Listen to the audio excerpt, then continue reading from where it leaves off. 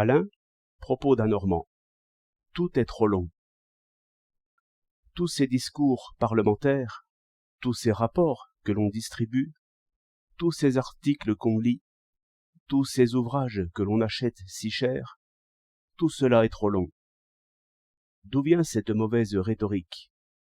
Où nos écoliers les plus brillants ont-ils appris à dire en 3 pages ce qui peut tenir en 1?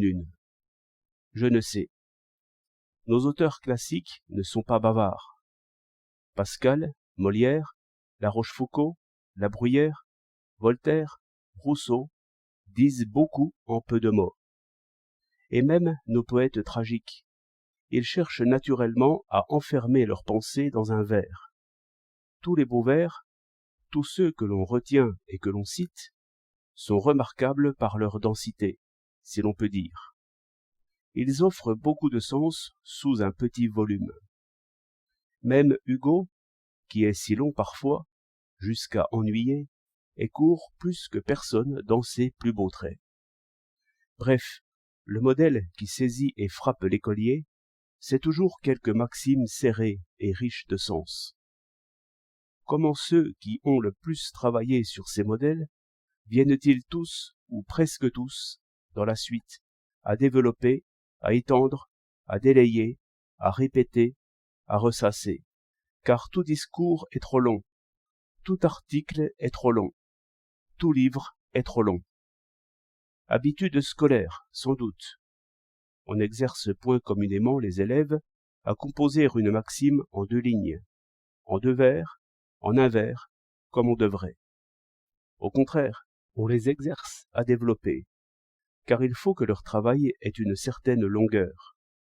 On rirait d'un professeur qui donnerait le prix à une composition de 4 lignes. Aussi les modèles sont oubliés. On surcharge au lieu d'alléger. D'une phrase, on en fait 3. On dispose les mots comme une armée, de façon à occuper le plus de terrain possible. C'est justement le contraire qu'il faudrait chercher. Il faut compter aussi avec la paresse du lecteur, qui lit au galop et qui compte bien, s'il comprend une phrase sur 10 à la volée, comprendre tout.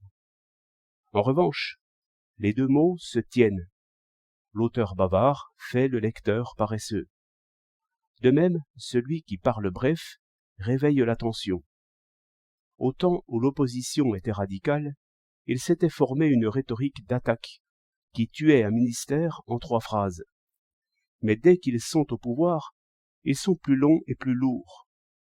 La raison en est peut-être qu'il faut être long si l'on veut tromper et engourdir, et que la défense se propose toujours de durer longtemps, au lieu que l'attaque va au plus court.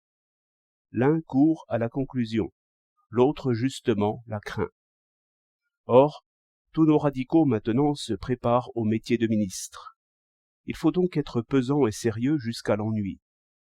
N'oublions pas enfin le préjugé des historiens qui veulent que l'on remonte au déluge. Cette histoire inutile alourdit tous les discours et tous les rapports. On ne proposera pas 2 centimes sur le coton ou sur la viande salée sans faire l'histoire des douanes, et encore dans tous les pays.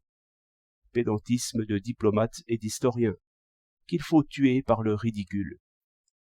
11 novembre 1911.